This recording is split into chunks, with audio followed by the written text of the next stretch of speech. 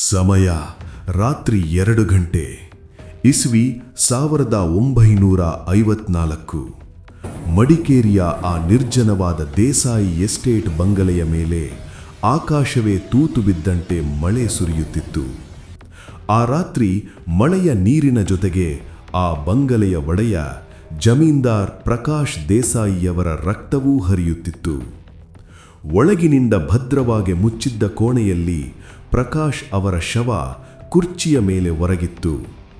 ಆ ಮನೆಯಲ್ಲಿದ್ದದ್ದು ಕೇವಲ 3 ಜನ. ಒಬ್ಬರು ಬಿಕ್ಕಿ ಬಿಕ್ಕಿ ಅಳುತ್ತಿದ್ದ ಅವರ ಸುಂದರ ಪತ್ನಿ ಮಾಯಾ, ಇನ್ನೊಬ್ಬ ಭಯದಿಂದ ನಡುಗುತ್ತಿದ್ದ ಕೆಲಸದವನು ರಾಮಣ್ಣ, ಮತ್ತು 3ನೇಯವನು ಮೂಲೆಯಲ್ಲಿ ಮೌನವಾಗಿ ಕುಳಿತಿದ್ದ ಆ ಕಣ್ಣು ಕಾಣದ ಸಂಗೀತಗಾರ ಶೇಷಾದ್ರಿ. ಸರಿಯಾಗಿ 3 ಗಂಟೆಗೆ ಡಿಟೆಕ್ಟಿವ್ ಶಂಕರ್ ಅಲ್ಲಿಗೆ ಬಂದಿಳಿದರು. ಅವರ ಹದ್ದಿನ ಕಣ್ಣುಗಳು ಇಡೀ ಕೋಣೆಯನ್ನು ಜಾಲಾಡಿದವು. ಹೊರಗಿನಿಂದ ಯಾರೂ ಬಂದಿರುವ ಕುರುಹುಗಳಿಲ್ಲ. ಹಾಗಾದರೆ ಕೊಲೆಗಾರ ಮನೆಯೊಳಗೆ ಇದ್ದಾನೆ ಎಂಬುದು ಶಂಕರಿಗೆ ಖಚಿತವಾಯಿತು. ಪತ್ನಿ ಮಾಯಾ ತಾನು ಮಲಗಿದ್ದೆ ಎಂದು ಕಣ್ಣೀರು ಹಾಕಿದರೆ, ಕೆಲಸದವನು ತಾನು ಅಡುಗೆ ಮನೆಯಲ್ಲಿದ್ದೆ ಎಂದು ನಡುಗುತ್ತಾ ಹೇಳಿದ.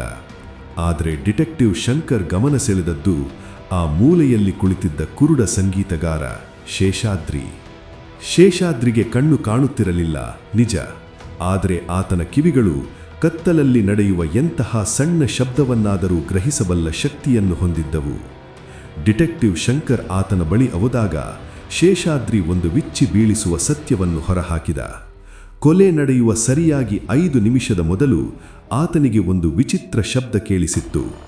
ಹೊರಗೆ ಭಾರೀ ಮಳೆ ಸುರಿಯುತ್ತಿದ್ದರೂ ಮನೆಯ ಹಾಲಿನ ಮಧ್ಯದಲ್ಲಿ ಯಾರೋ ಒಬ್ಬರು ಹಳೆಯ ಕೆಂಪು ಛತ್ರಿಯನ್ನು ರಭಸದಿಂದ ತೆರೆದ ಶಬ್ದ ಖಚಕ್ ಎಂದು ಅವನ ಕಿವಿಗೆ ಬಿದ್ದಿತ್ತು. ಮನೆಯೊಳಗೆ ಮಳೆ ಬರುತ್ತಿಲ್ಲ ಎಂದ ಮೇಲೆ ಕೊಲೆಗಾರ ಛತ್ರಿಯನ್ನು ಯಾಕೆ ತೆರೆದ? ಈ ಪ್ರಶ್ನೆ ಡಿಟೆಕ್ಟಿವ್ ಶಂಕರ್ ಅವರ ತಲೆಯಲ್ಲಿ ಮಿಂಚಿನಂತೆ ಓಡಿತು. ಮರುಕ್ಷಣವೇ ಅವರಿಗೆ ಉತ್ತರ ಸಿಕ್ಕಿತು. ಅದು ಕೊಲೆಗಾರನ ಅತ್ಯಂತ ಬುದ್ಧಿವಂತ ಪ್ಲಾನ್ ಆಗಿತ್ತು. ಚಾಕುವಿನಿಂದ ಚುಚ್ಚಿದಾಗ ಚಿಮ್ಮುವ ರಕ್ತ ತನ್ನ ಬಟ್ಟೆಯ ಮೇಲೆ ಬೀಳಬಾರದು ಎಂದು ಆ ಕೊಲೆಗಾರ ಒಂದು ಕೈಯಲ್ಲಿ ಚಾಕು ಹಿಡಿದರೆ ಮತ್ತೊಂದು ಕೈಯಲ್ಲಿ ಛತ್ರಿಯನ್ನು ಗುರಾಣಿಯಂತೆ ಅಡ್ಡ ಹಿಡಿದಿದ್ದ.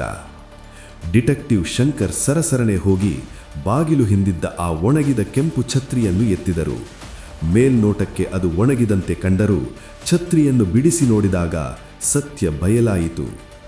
ಛತ್ರಿಯ ಒಳಭಾಗದಲ್ಲಿ ಪ್ರಕಾಶ್ ಅವರ ರಕ್ತದ ಕಲೆಗಳು ಇನ್ನೂ ಹಸಿಯಾಗಿಯೇ ಇದ್ದವು. ಆ ಛತ್ರಿಯ ಹಿಡಿಕೆಯ ಮೇಲೆ ಪತ್ನಿ ಮಾಯಾಳ ಬೆರಳುಗಳು ಅಚ್ಚೊತ್ತಿದ್ದವು. ಆಸ್ತಿಗಾಗಿ ಗಂಡನನ್ನೇ ಕೊಂದು ಸಾಕ್ಷಿಯಿಲ್ಲದಂತೆ ನಾಟಕವಾಡಿದ ಮಾಯಾ ಆ ಮನೆಯಲ್ಲಿದ್ದ ಮೂಕ ಸಾಕ್ಷಿಯ ಕಿವಿಯಿಂದ ತಪ್ಪಿಸಿಕೊಳ್ಳಲು ಸಾಧ್ಯವಾಗಲಿಲ್ಲ. ಅಂದು ರಾತ್ರಿ ಮಳೆ ನಿಂತಿತು. ಮಾಯಾಳ ಕೈಗೆ ಕೋಳು ಬಿತ್ತು. ಆದರೆ ಮಡಿಕೇರಿಯ ಆ ಹಳೆಯ ಬಂಗಲೆ ಇಂದಿಗೂ ಹೇಳುವ ಕಥೆ ಒಂದೇ. ಅಪರಾಧ ಎಷ್ಟೇ ಕತ್ತಲಲ್ಲಿ ನಡೆದರೂ ಸತ್ಯದ ಬೆಳಕು ಒಂದಲ್ಲ ಒಂದು ದಿನ ಹೊರಡಿ ಬರಲೇಬೇಕು. ನೆನಪಿರಲಿ, ಗೋಡೆಗಳಿಗೂ ಕಿವಿ ಇರುತ್ತವೆ.